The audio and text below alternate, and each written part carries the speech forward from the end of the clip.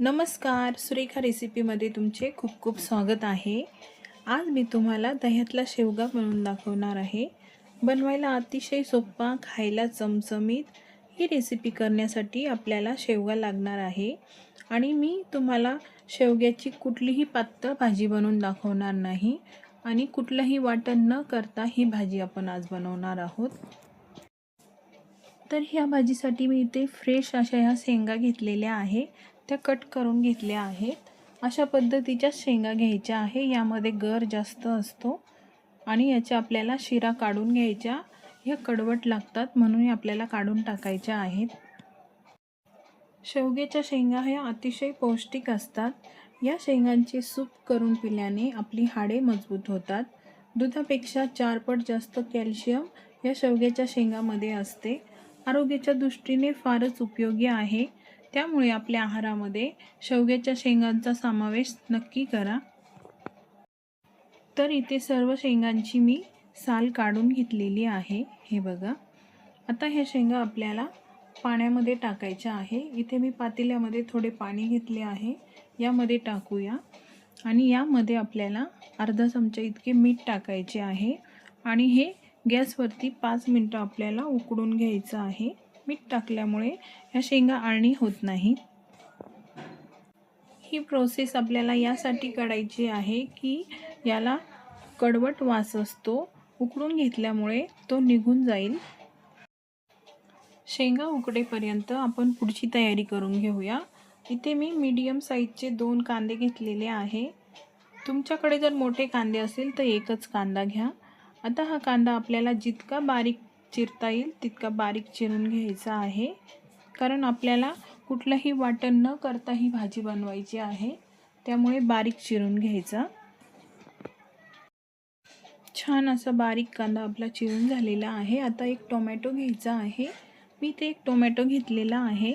आता हा टोमॅटो सुद्धा आपल्याला कांद्याप्रमाणेच एकदम बारीक असा चिरून घ्यायचा आहे। बारीक चिरल्यामुळे कांदा आणि टोमॅटो हे पटकन शिजलं जातं, त्यामुळे जितकं बारीक कापता येईल तितकं बारीक आपल्याला कट करून घ्यायचं आहे। कोथिंबीर पण यासोबत आपल्याला बारीक चिरून घ्यायची आहे। रेसिपी अतिशय साधी आणि सिंपल आहे। तुम्ही याआधी याप्रमाणे कधी दह्यातला शेवगा बनवलेला आहे का, हे मला कमेंटमध्ये नक्की सांगा।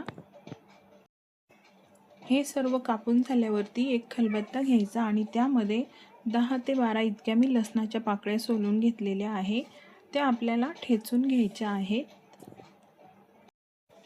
या भाजीसाठी लसूण थोडा जास्तच घ्या आणि अशा पद्धतीने ठेचूनच घ्या, कापून घेऊ नका। भाजी खूप टेस्टी लागते।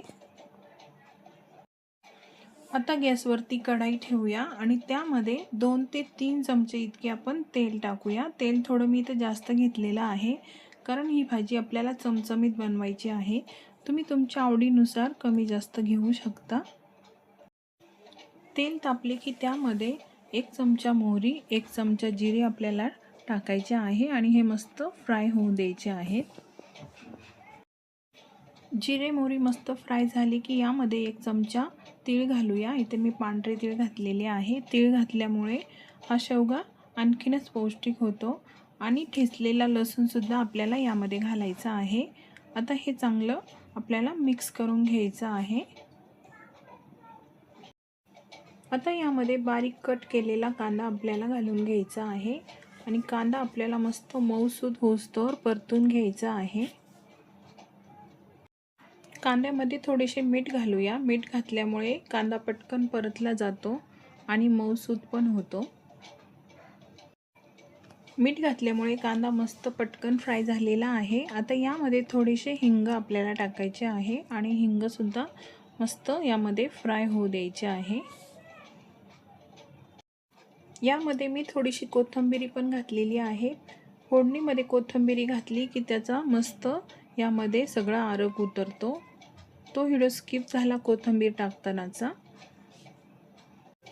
बारीक कट केलेला टोमॅटो पण आपल्याला आता यामध्ये घालायचा आहे आणि टोमॅटो सुद्धा चांगला यामध्ये मिक्स करून घेऊया। 1 मिनिट सर्व हे पदार्थ मी परतवून घेतलेले आहे। आता यावरती झाकण ठेवूया आणि 2 मिनिटं याला वाफ येऊ देऊया। झाकण ठेवल्यामुळे आपला टोमॅटो पटकन शिजला जाईल।